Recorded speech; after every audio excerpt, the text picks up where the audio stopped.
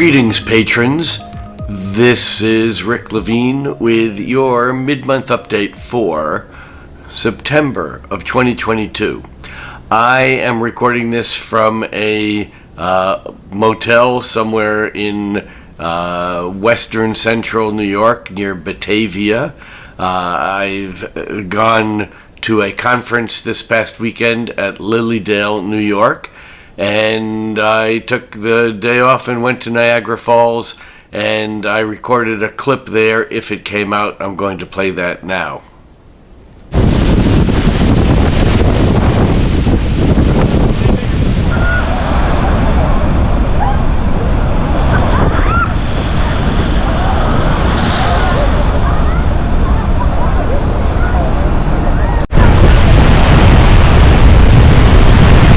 Greetings all, this is Rick Levine standing at the edge of Niagara Falls, and I thought about going over the edge in a barrel, but it didn't seem like a good idea, even though Pluto is rising at this moment, which is about 4:40 p.m. in the American side of Niagara Falls.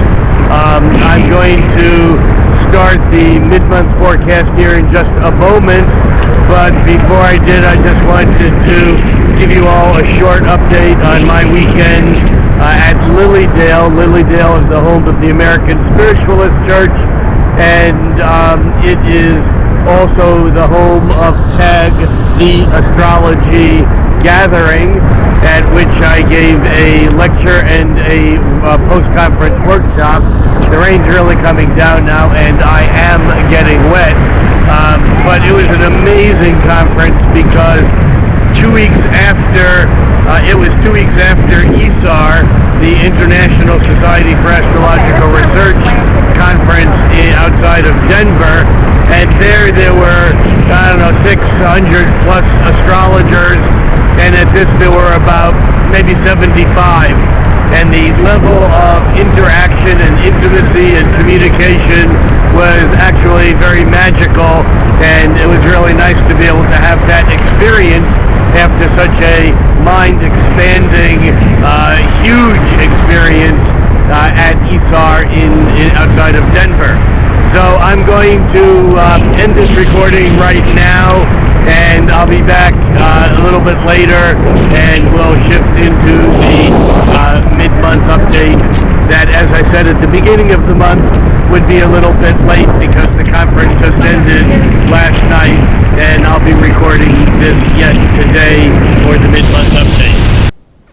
And so to get on with the month itself, we have a short end of the month because, as I announced in last month's forecast, that the attendance at the Lilydale conference would make it so that I wouldn't be able to record the mid-month update until after the weekend. So this is Monday evening, late afternoon evening, about 6 p.m. Pacific time. That's 9 p.m. here Eastern time in New York. All times, however, that I give you during this recording, as always, will be Pacific Daylight Time. So let's jump into it and see what we got between now and the end of the month. It's been a pretty crazy and hectic month so far, and I think the end of the month doesn't disappoint as we lead ourselves into October and then November, which I think in many ways will be the crescendo of the energy that's been cooking. So, as I mentioned last month in the forecast for September, I talked about the contradictory energies this month, and that the speed of events would continue, but it might feel like we're not really getting anywhere. What's that saying? Going nowhere fast. The significant thing that sits behind the last couple of weeks of the month is the fact that Saturn's square to Uranus, which remember was exact 3 times last year in 2021, and has been separating for most of this year, has now, since Saturn turned retrograde, been coming back closer together. And now on September 19th, Saturn is at 19, just about 19 and a half degrees of Aquarius retrograde, and Uranus is a little bit past 18 and a half degrees of Taurus, also retrograde, but remember, it's not retrograding as fast as Saturn is, which means that the two planets are square with less than a degree of orb, and this will close down still to nearly half a degree of orb by the end of this month and beginning of October. So we're getting this consistent background energy of the old versus the new, of the structure Saturn versus the breaking through the structure and going to new places Uranus. And we have to be careful about assigning good and bad to either of these things, because success actually requires us to progress Uranus with respect to Saturn, the status quo. There's kind of this need to work both sides of this equation, and yet, as I mentioned last month, and we're going to kind of zoom into this a little bit more now, that the Saturn-Uranus square has Jupiter at the midpoint, and Jupiter is a half a square from Saturn on one side and Uranus on the other side. Let's look at a chart. So we can see the square now between Saturn and Uranus quite plainly, and we can also see the fact that Jupiter at 4 degrees Aries, 37 minutes, is semi-square, half-square to Uranus, and semi-square, half-square to Saturn. And in fact, the half-square to Saturn is closer right now than the half-square to Uranus. And remember, there's about a degree, almost a degree spread, so we will get that Jupiter making half squares to both sides of the Saturn-Uranus square. What does this mean? Well, remember, it was in December of 2020 when we had the great conjunction between Jupiter and Saturn. That's a 20-year conjunction. That's not so great because it happens every 20 years, but every few centuries, what happens is that the Jupiter-Saturn conjunction changes elements, which this did this time as it moved into an air after having been in earth signs. So we have this Jupiter half square to Saturn, and this is the first hard aspect on the conjunction since the actual conjunction itself back in December of 2020. And what this means is that we're feeling some pressure between pushing forward and pulling back. Remember, like Saturn and Uranus, Saturn is the status quo and Uranus wants to blast forward, wants to break free of the restraints of Saturn. Meanwhile, Jupiter doesn't want to break free of the restraints of Saturn, doesn't want to break free of the restraints of Saturn, but Jupiter wants to expand as much as it can, pushing against those restraints.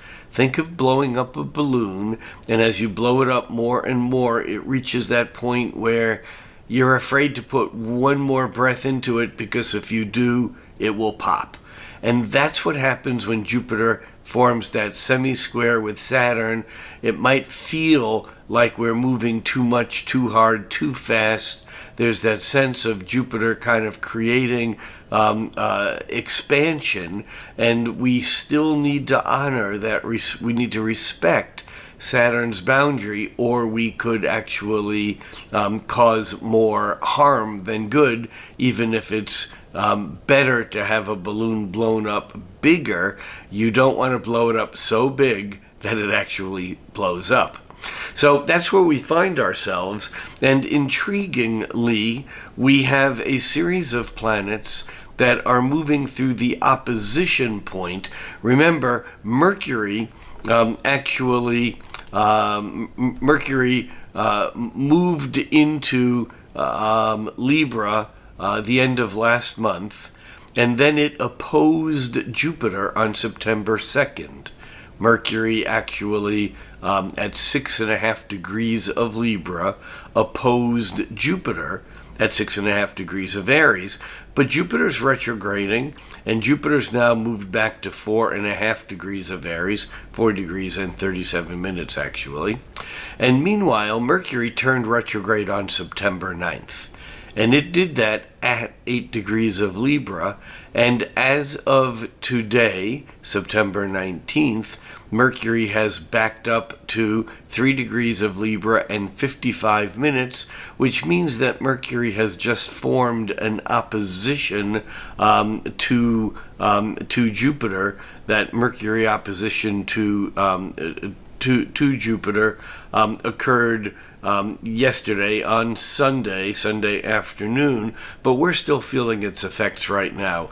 This is the tendency to speak big, to exaggerate even. We're feeling a bit confident in what we're saying, and so when Mercury is opposing Jupiter, there's this tendency to even say more, to speak bigger, and we just need to pay attention to it. There's nothing wrong with being confident about what it is we're speaking of, but we don't want to become so confident that we begin to stretch the truth and turn facts again into bent out of shape fictions. So we have that tendency right now with Mercury moving opposite Jupiter, and as Mercury moves opposite Jupiter, it's also making sesquisquares, that's squares and a half, with Saturn and with Uranus, and those exact square and a halves, or is that squares and a half? I think it's squares and a half. Those exact sesquisquares occur yesterday, September 18th, and today, September 19th. In fact, Mercury's sesquisquare with Uranus is pretty close to being exact right now. And what does this mean? This means that the whole communication piece of our lives is heightened, is important, and in some ways it's being stretched out of shape, both tested by the authority of Saturn on one side and encouraged by Uranus on the other side to break through those resistant or safety lines and to see what's outside of the safety zone or even outside of the box. So this Mercury moving through the opposition to Jupiter and the square and a half to Saturn and to Uranus is significant because this pattern is a pattern that's been holding, and it will hold again as the sun after the new moon moves through the same points. We'll get to that in just a moment. That's actually in a few days, actually next week. The other thing that's happening right now that we're still feeling the residuals of is that last night the sun made a trine with Pluto, and this deepens the intensity of life in general. It kind of it encourages us to search for the main vein, the jugular vein of emotion, of meaning, of intensity. We're not satisfied by hearing surface explanations. We want to get down to the nitty-gritty. We're not even satisfied speaking about things in a lighthearted, easy way. We may be less likely to use humor to avoid the depth of a conversation because Mercury is involved in all of this, but the sun's trine to Pluto in particular wants to shine the light. That's the sun, wants to illuminate that's the sun, into the darkness so that we can see what's in the darkness, so we can work with that rather than having it work us over because we don't know what it is. I always think of Pluto as being related to the unconscious, the underworld, and I think of Joseph Campbell's concept that the cave that we fear the most is the one that holds our greatest treasure. And what that really means is that in our unconscious realms, those things which are the deepest, buried the deepest, those things which are hidden, those things which we worry about, which we're afraid of, which we do actually fear, those are the things that actually can bring the most benefit into our lives as we shine the light of awareness onto it and actually then are able to transform what's hidden into something that's actually even useful in our life. So we're at the tail end of the Sun trine Pluto, but we're going to get more trine to Pluto later on also, as Venus, which is in mid-Virgo right now, moves towards the end of Virgo, and before it moves into Libra, that Venus will also hit that trine point to Pluto. Venus actually is kind of pretty active, even though it's in Virgo, because Venus right now, today on the 19th, is also making a trine to Uranus. Uranus at 18 degrees plus 18 degrees 38 minutes of Taurus. And Venus reaches 18 degrees 38 minutes of Virgo at 9:44 p.m. Pacific time. And that means that we're attracted to doing things that we don't normally do today. We're attracted to people that are normally maybe outside of our area of comfortability or our normal tastes. Venus is what we like. It's what we are attracted to. Venus is pleasant and it's sweet. And Uranus is adrenaline. Uranus is other than normal. Uranus is genius and eccentric. And Uranus isn't exactly stable. But the fact is that when Venus trines Uranus, we kind of reach a little further and we may find ourselves doing things that are outside of our normal bounds of comfort, and it may be just fine, it may be comfortable, or we might find ourselves running tail back into an area of our lives that does have the safety that we sometimes require. And remember, when Venus trines Uranus, it doesn't mean that we do everything that we would like to. We can be attracted to something. We can think something is it would be really wonderful if we fill in the blank, however you might like to. And the fact of the matter is that it may not be wise to do it.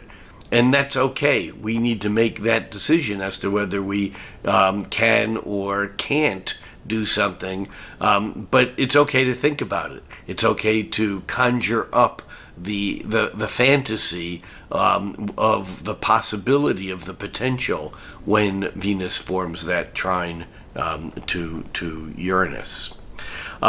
What we also have is we have the Sun moving toward the end of Virgo, and we have a Moon today in mid-Cancer, and so that those energies are kind of getting along well. The water of the Cancer Moon does get along well with the Earth of the Virgo Sun.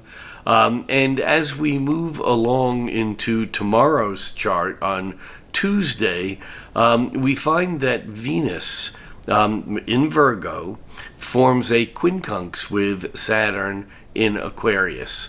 And this quincunx is a bit uncomfortable. It's not a bit uncomfortable, it is uncomfortable, because now we find that what we were attracted to outside of the box yesterday, when Venus trined Uranus, we're now realizing maybe that's not a wise thing to do. Or maybe if we did it, maybe we're having second thoughts and we're thinking, gee, we need to pull back in.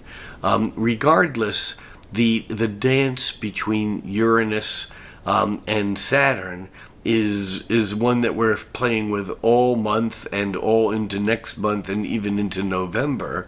And this Venus forming a trine with Uranus on the 19th and a quincunx, an irritating kind of like, I need to make an adjustment and pull back perhaps, quincunx with Saturn on the 20th again is a fractal. It's a little piece of a more complicated energy that seems to be coming and going and coming and going again all month.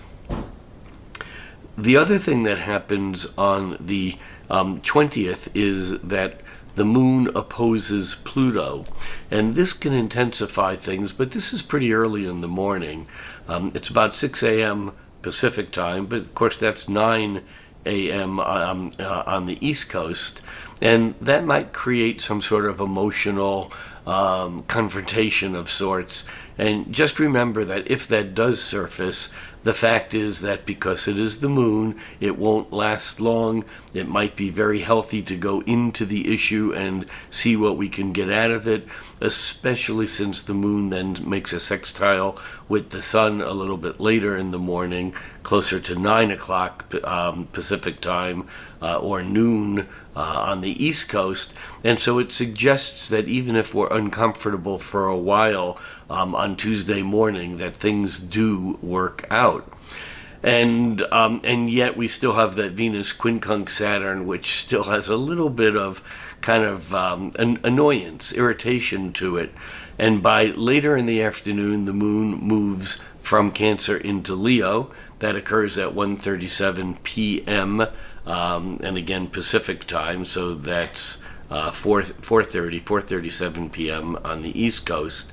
And we might feel the energy moving outward. We might feel ourselves a little bit more expressive, especially since that moon, as it moves into Leo, forms a trine with Jupiter at 4 degrees of Aries, and that trine actually occurs at 10:30 p.m. Pacific time, which will be early in the morning on Wednesday on the East Coast. But there's that sense of optimism. There's that sense of things actually working out. Now, here's the thing about the rest of this month, and that is, as I said in the September forecast at the beginning of the month, we have contradictory energies again and again and again and again. So we've had the moon go into Leo and trine Jupiter and kind of feeling a little bit more optimistic. But on Wednesday, September 21st, we have the exact hit of Jupiter forming that half square with Saturn. And that half square with Saturn, again, I mentioned this at the beginning of the recording, is really kind of a dance between it's okay and it's not okay. Or maybe it's a dance between gimme more and whoops, that was too much. Jupiter, again, is expansive, Saturn is contractive, and here those two energies are working it out, but they're not having an easy time trying to figure out what the right amount is, and this is still like leftover energy from yesterday's quincunx between Venus and Saturn. It just feels like whatever we do isn't quite exactly right. And if we try to get it exactly right, it might make us a little crazy because there is no exact right now. So instead we are wise to do the best we can and then just let it go. It'll self-correct. It'll correct as time goes on, as long as we don't get overwhelmed by trying to make things exactly perfect. You know, the sun's still in Virgo, and it certainly has been said, you know, the Virgo is the perfectionist, but it's also been said that even if it's perfect, it's still not good enough for the Virgo. So, you know, be gentle with yourselves. We need to be gentle with ourselves. If we don't get something right, it's okay. We're human. Go on, and it'll correct the best that it can as we continue to move on. So that takes us up to Thursday, September 22nd, we still have the moon moving through Leo, and yet on the 22nd we have what is the autumnal equinox in the northern hemisphere. And for our friends down under in Australia, New Zealand, South Africa, and other non-English speaking countries, we have the vernal equinox for them. This actually occurs at 6:03 p.m. Pacific time, and this is the moment that the sun moves from Virgo into Libra. And yet this year this is a very special it's a very special equinox, because remember, Virgo is related to Mercury, and Libra is related to Venus. And when the sun moves from Virgo into Libra, we have Mercury retrograde at 0 degrees of Libra, getting ready to move back into Virgo, but the sun actually moves into Libra at 6:03 p.m. On the 22nd, and then the sun joins up with Mercury, conjoins Mercury at 11:49 p.m. also on the 22nd. And meanwhile, the moon then moves into Virgo on Sunday morning, that's the 23rd, just after midnight, at actually 12:53 a.m. And then on Friday, still the 23rd, Mercury, retrograding, moves from Libra back into Virgo, where it is back at home. And so there's this kind of crazy juxtaposition of energies, where there's a lot of shifting going on between the sun. It's almost like it's not almost like, the sun and Mercury actually trade signs. The sun in Virgo moves into Libra, and Mercury in Libra backs up into Virgo. And meanwhile, Venus in Virgo, which is still Mercury's sign, Venus in Virgo is creeping closer and closer to first making a conjunction, creeping closer and closer to changing signs in Libra, and first making a conjunction with Mercury, and then making a conjunction with the sun. And all of this is feeding into still the oppositions to Jupiter, which is still half square to both Saturn and Uranus, making a very complicated and uncomfortable dynamic that may be relieved at various times, and we'll look at a couple of those times in just a moment. But all in all, it's an uncomfortable, it's a tense end of the month. When I say end of the month, I mean the last week or so, even after the autumnal equinox, when the sun moves into Libra. On Friday, the 23rd, the moon moves into Virgo, as I mentioned before, just after midnight, and then Mercury backs into Virgo. So for a little bit, we have Venus and Mercury and the moon all in Virgo. Matter of fact, there are more planets now in Virgo than in any other sign, even though the sun's moved on into Libra, and even though pretty soon the other inner planets, meaning Mercury and Venus, will each be moving back into Libra too. But right now we have this kind of backwards energy where the sun has already moved on into Libra, and yet the real energy focus is on Virgo, is on paying attention to the details, is on doing our work as efficiently as we can. Now granted, this is a Sunday, but it may not be a Sunday that we take off. There there is some tendency to want to relax. Actually, the 23rd is a Friday, but as we move into the weekend, we're still getting that Virgo energy of wanting to work, wanting to get things done, wanting to take care of loose ends, especially as Mercury is kind of pushing toward the end of its retrograde cycle. Remember, Mercury turned retrograde back the beginning of, well, on September 9th, back toward the beginning of September. But Mercury actually will turn direct on October 2nd. And so it's almost like the time for us to clean up old business is drawing toward an end. And when Mercury backs into Virgo, we might really feel motivated to take care of things that we hadn't done before, that we hadn't done yet, that we haven't finished yet. On Saturday, Saturday is a great day to kind of take a day off. Even though we have all those planets in Virgo, including Venus. Venus at 23 degrees of Virgo is exactly opposite Neptune at 23 degrees of Pisces. And this is a kind of a bit of a respite. It's a fantasy break. It's a take the day off and watch old romantic movies.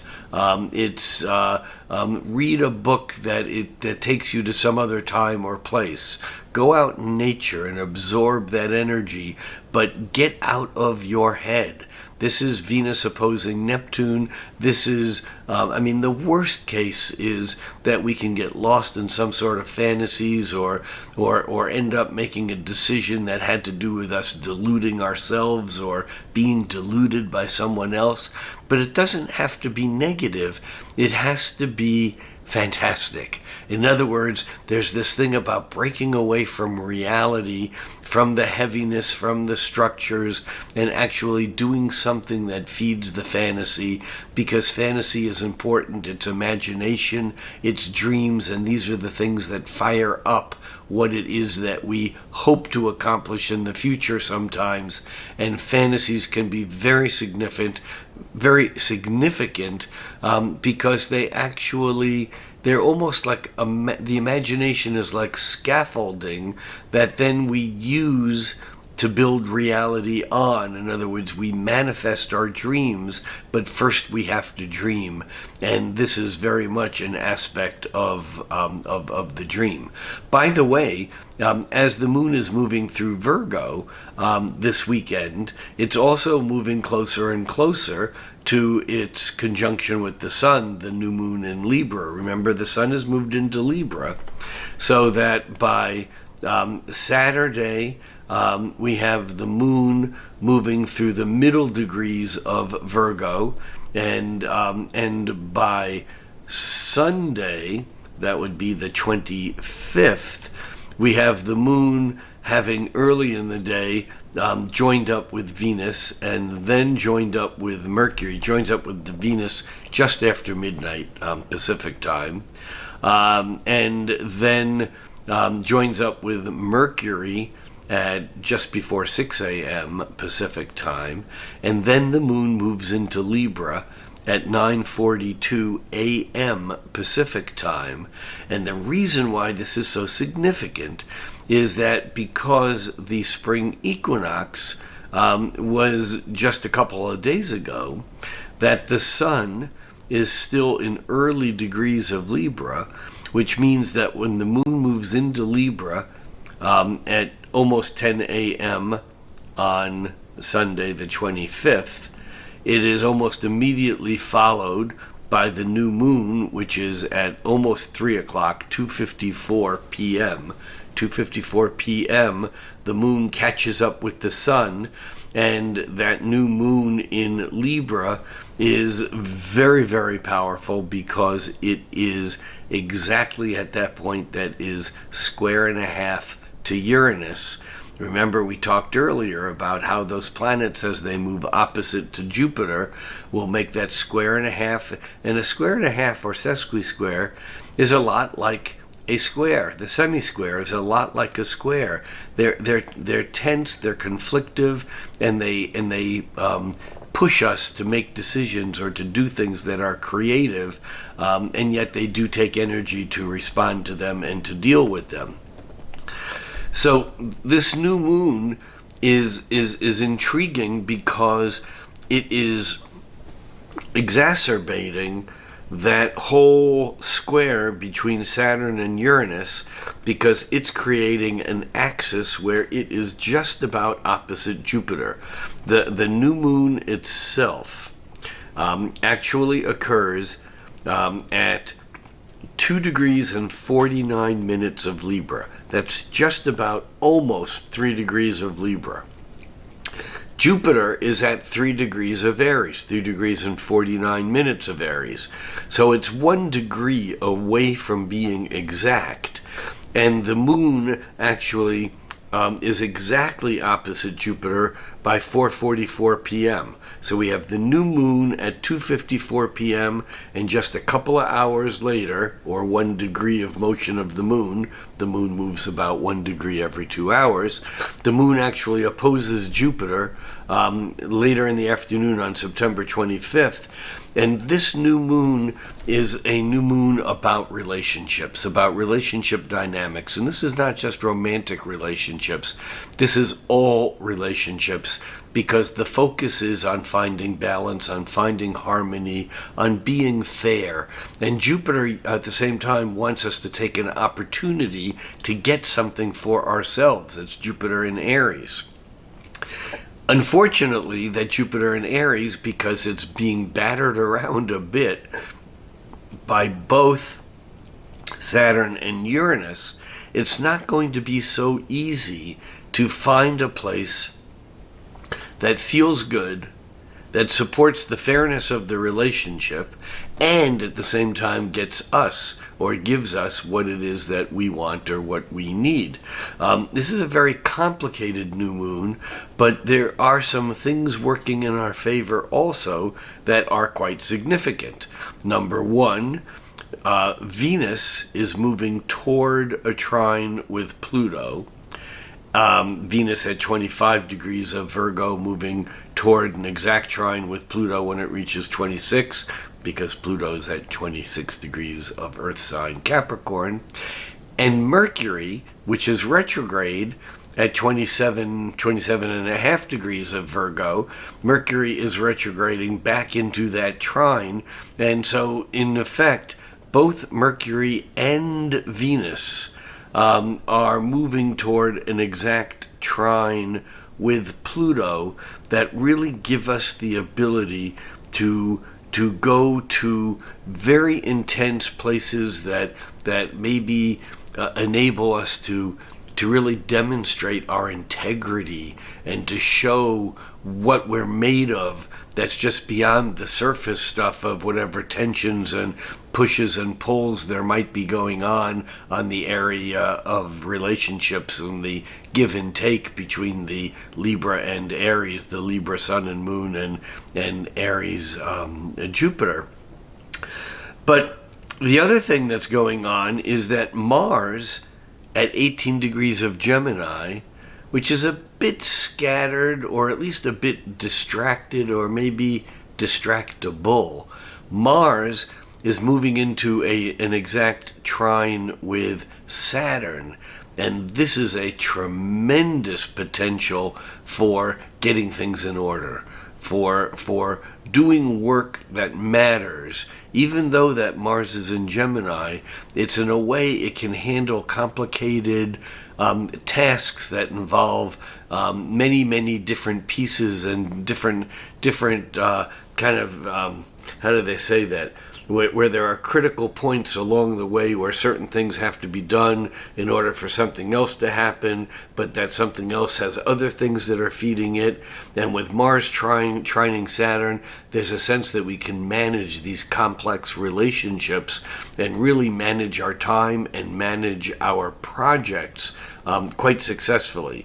So I have some high hopes for this particular new moon. Again, the new moon on the afternoon of the afternoon, Sunday afternoon, the 25th. And then Venus exactly trining Pluto that night. 10:45 p.m. is the exact trine that is really bringing our feelings into a very, very powerful place. By Monday, the Sun is now moving into that sesqui-square Uranus place that the moon hit yesterday. And so there's again this complex energy of power, of movement, of smoothness, of confusion, of hecticness, of can't get it exactly right, wanting to break through, wanting to do something right. By the 26th, also, this is Monday, that's when Mercury and Venus make that conjunction. Remember, I said earlier that Venus was moving forward toward the trine with Pluto, while Mercury was retrograding, in effect moving backward toward the trine with Pluto. And so Venus makes the trine late, again, this is West Coast United States, late Sunday night, and then the two of them combine, they conjoin, and then Mercury makes its trine with Pluto on Tuesday early morning, about 6 a.m. Mercury makes its trine with Pluto. So we have this Venus-Mercury together, both making trines with Pluto, and the Venus side of it is about our desires and our feelings and what we like and wanting to really get to places that have deep meaning, especially places that feel good, but that we may have to go through some real depth, and that we're back in those caves, those dark spots where there's shadow work, because wherever there's Pluto, there's shadow work to do. At the same time, though, with Mercury there, we're able to talk about it. Remember, mythologically, Mercury is the psychopomp. The psychopomp is the guide of souls between this world and other worlds, between this world and the hell realms in specific. And Pluto is the planet of the hell realms. So it's almost like we have Mercury right there helping to guide that Venus into these places that are darker, more complicated, more mysterious, and also more rewarding. So I see some potentially really powerful and good stuff on these days around the new moon and the day or two after it, if and only if we're willing to slow down, take a few deep breaths, and go into those darker, more magical, maybe even uncertain places, and yet to remember that while we're doing this, we're getting help from several different directions. One of them is on the 26th, midday, noon Pacific time. The Sun makes its exact opposition to Jupiter. Remember, the Moon opposed Jupiter exactly on Sunday afternoon at 4:44 p.m., just after the new moon. And now the Sun makes that exact same opposition, and really it's been building since the time of the new moon. And this is great as long as we don't take on too much, as long as we don't become so overconfident that we feel like we can do anything. It's really important that when especially the Sun being opposed by Jupiter, these are the two largest things in our cosmic neighborhood. They're the two largest things in the solar system by a lot. And so it's easy for us to get so excited or confident or buoyant, or the potential goes up. It's great to feel happy, and that's part of what this can be about. But we need to be careful not to overstep it, because there's always it's like after Jupiter expands, there's always a nature finding its homeostasis, its balance point, and therefore contracting again. And if we go too far, we actually can break the structure. So it's really important to keep in mind not to push too far. Remember, now this is on Monday the 26th, but it really begins on the full moon on Sunday the 25th. By Tuesday, as I mentioned earlier, that's when Mercury, retrograde Mercury, backs into the exact trine to Pluto. And it's all part of a scenario. I don't think we're going to be able to separate out the mental, intellectual part, Mercury trine Pluto, from the Venus emotional, heart-centered depth part. It's all playing together, but by the 26th, by Monday late in the day, the Sun also makes a square and a half with Saturn. Remember, that Sun made a square and a half with Uranus on Monday morning, and now the Sun makes a square and a half with Saturn on Tuesday night, exact at 11:26 p.m. Again, remember, these 2 points, the Sun's square and a half with Uranus, and then the Sun's square and a half with Saturn, about a day and a half apart, are really part of all, they're part of one thing.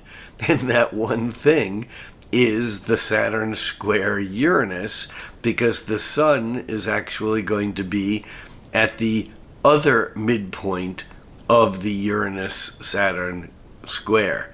Jupiter is at the near side midpoint, and as the Sun goes opposite Jupiter, it will then move through the opposite midpoint. And this again is a very dynamic, it's not stable, it's conflictive, it requires interaction and involvement and participation. And so these days again are pretty rock and roll. By the way, by Monday afternoon, the moon moving through latter degrees of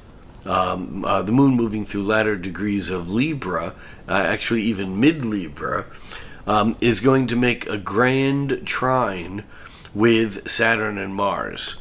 I've talked a couple of times about this Mars trine Saturn. These are even slower moving aspects because Mars has slowed down quite a bit. As I mentioned in the September forecast, although Mars doesn't turn retrograde until the end of October, it's already slowing down. And so when Mars slows down, it gains power. And even though it's in Gemini and it feels like we're scattered and moving all over the place, this is that disruptive feeling of feeling like we're spinning wheels and not going anywhere. But on September 27th, when Mars makes that exact trine to Saturn, we have that kind of high-level organizational capability where we can really manage complex projects, as I talked about earlier.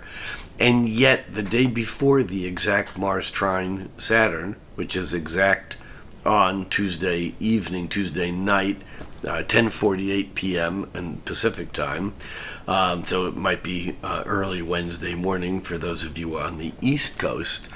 But on Monday evening, the moon moving through 19 degrees of Libra first trines Mars at 7:54 p.m.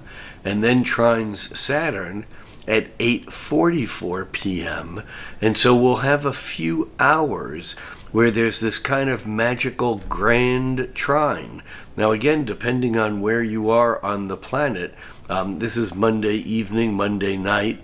If you're on the West Coast, we're looking at, I'd say, from like 6 o'clock to 10 o'clock. This is going to be effective. If you're in, New York or on the East Coast of the U.S., it'll be more like from 9 o'clock until 1 or 2 in the morning. and in Europe it'll be very early morning on Tuesday. Regardless, this is not going to go away. Even though the moon moves through these angles, or moves through this triangle in just an hour, or really 2 or 3 hours it takes to be within a degree on either side of this. I think that this will last a little longer, and we'll still be feeling this because Mars doesn't make the trine exactly to Saturn until the following day on Tuesday evening. So again, we have like complexity and magical simplicity and effectiveness all happening at the same time. That takes us through the 27th, and the moon actually moves from Libra into Scorpio at 4:14 on Tuesday the 27th, just a few hours before that Mars trine Saturn is exact. And that moon in Scorpio, I think, is going to give us the ability to really work with this even more so. The moon in Libra might have trouble knowing exactly the best way to make use of the energy, but once that moon moves into Scorpio by Tuesday afternoon, and it remains in Scorpio Tuesday afternoon through Wednesday, and Thursday, by Thursday evening, Thursday night, 9 p.m. on the West Coast, midnight, just after midnight on the East Coast, on Thursday night, that's when the moon leaves Scorpio and enters Sagittarius. And I think in the interim, that moon in Scorpio is going to really give us the ability to work with these energies in a very powerful way.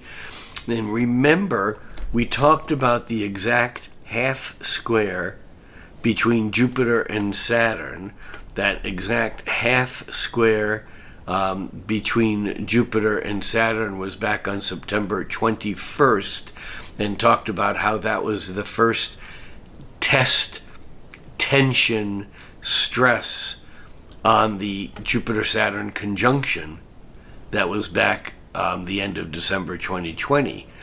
But Jupiter moves from that half square to Saturn on the 21st to a half square with Uranus on the 28th.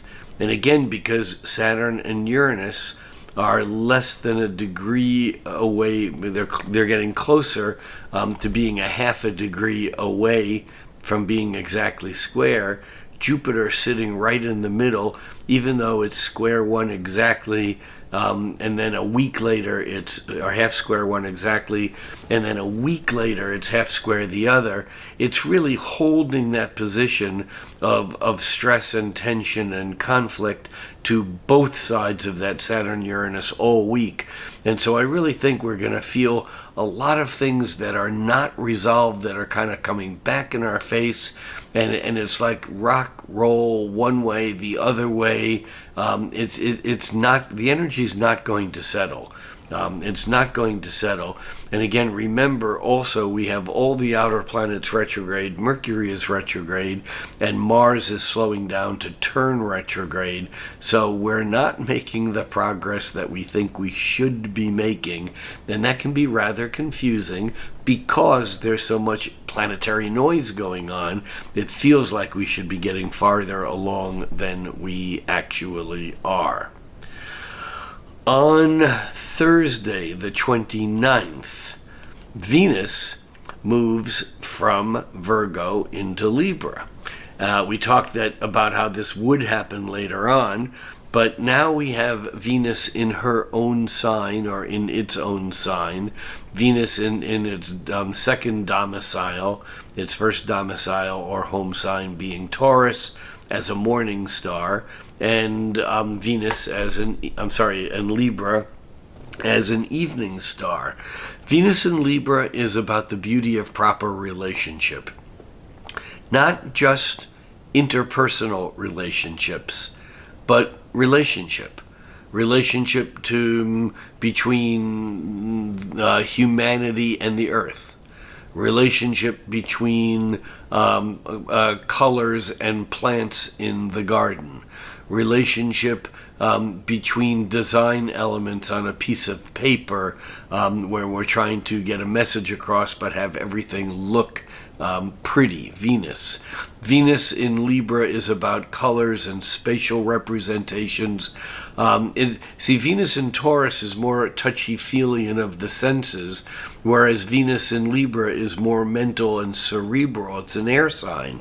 And yet Venus is moving closer and closer to its conjunction to the Sun. This is a superior conjunction to the Sun, meaning that Venus will be on the outside of the Sun. That won't happen until early next month, but this is a very important point, because whenever Venus lines up with the Sun, whether it's inside the Sun when Venus is retrograde, or outside the Sun when Venus is direct, it does each of these 5 times in 8 years, making that 5-pointed star sometimes known as the Venus star. And this can be a significant point in the long-term cycles that we have in how we relate to or utilize Venus in our own individual charts. So that is Wednesday, the 28th, where Jupiter makes the exact half square to Uranus. We're expanding, but again, things may be too crazy. There's this whole sense that we may need to pull things in. On Thursday, the 29th, when Venus moves into Libra, it's like all we want now is to find things to be in balance. However, they're not going to be. Why? Because the moon moving through Scorpio by early Thursday morning will oppose Uranus and square Saturn.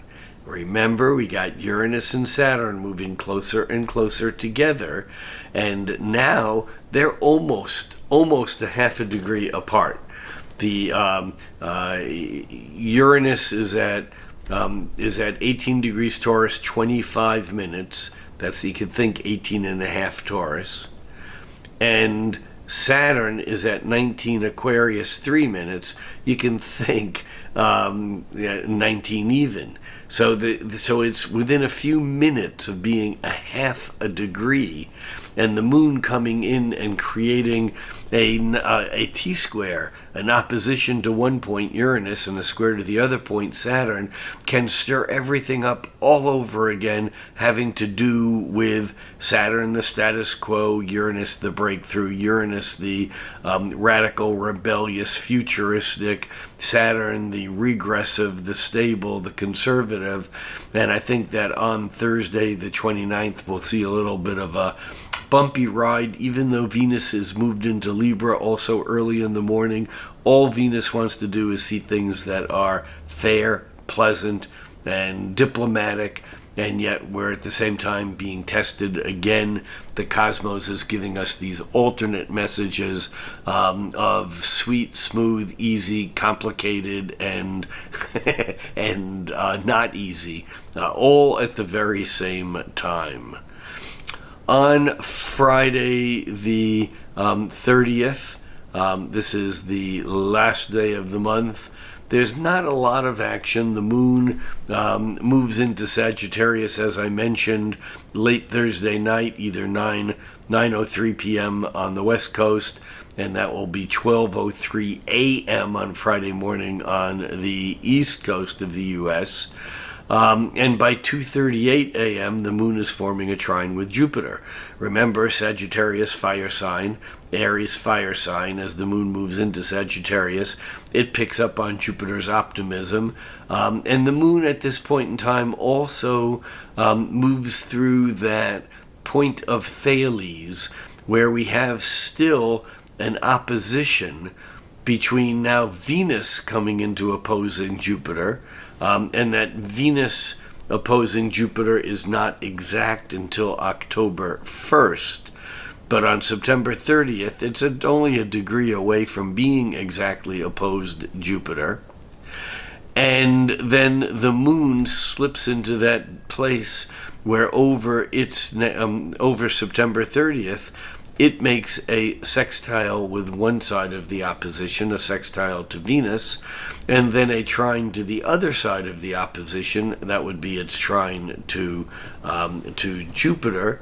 So the moon's sextile to Venus is 11 p.m. on Thursday night, and its trine to Jupiter is 2:38 a.m. on Friday morning. And at the same time that Venus moving on to its opposition to Jupiter is exact on October 1st.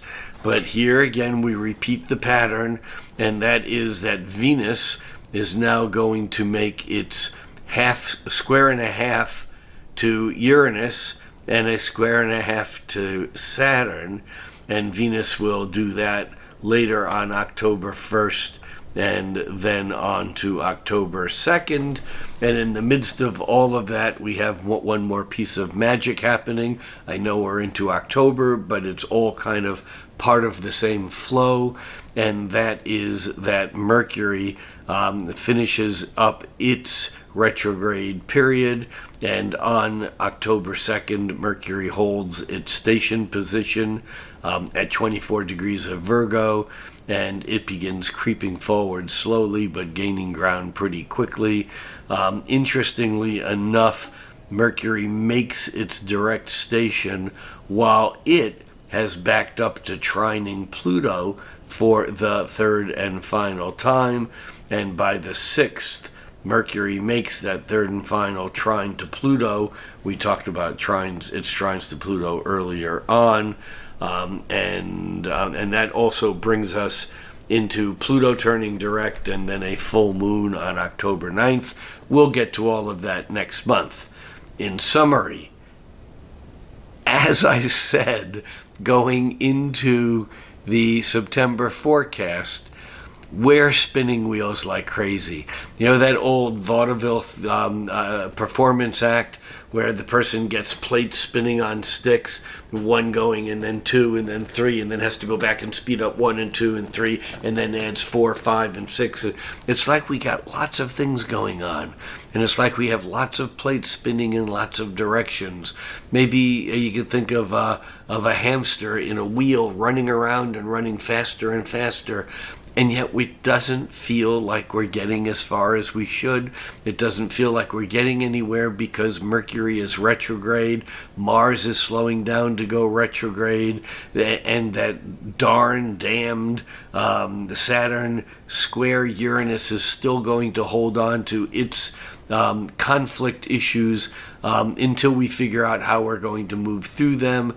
And I think that will create a bit more tension through the latter part of September into October and even on into November. But then things are going to change again and change dramatically. And certainly that Saturn square Uranus will begin to that energy will begin to finally wane. That's it. I'm going to be on the road for a while in the Northeast. My October, had to figure out which month is coming up. My October forecast will be out on the 1st of the month, but I will still be on the road, so I will be doing it from some strange place as of yet to be determined. And that's it for now. This is going out only to Patreon subscribers. I'll put out bits and pieces in the following days on other social media, but feel free to share it with your friends. Don't post it on social media, please. But if you have friends that you might think would be interested in it, feel free to pass the URL along to them. That's perfectly fine. That's okay with me. And until next time, think cosmically but act locally. And that more than ever just seems to be an important thing to keep in mind. Astrology is a magnificent tool for expanding our minds, for going outward, going upward, for being cosmic. Think cosmically, but we have to bring things back into our everyday lives, and we have to act locally. If we inform our local actions with cosmic concepts, we will do better than if we don't. It's, astrology is not a panacea. It doesn't just fix everything, but certainly by being aware of the patterns, we certainly have the ability to increase our awareness in life and to hopefully make our lives better than they might have been. That's it for now. I'm Rick Levine. Stay safe.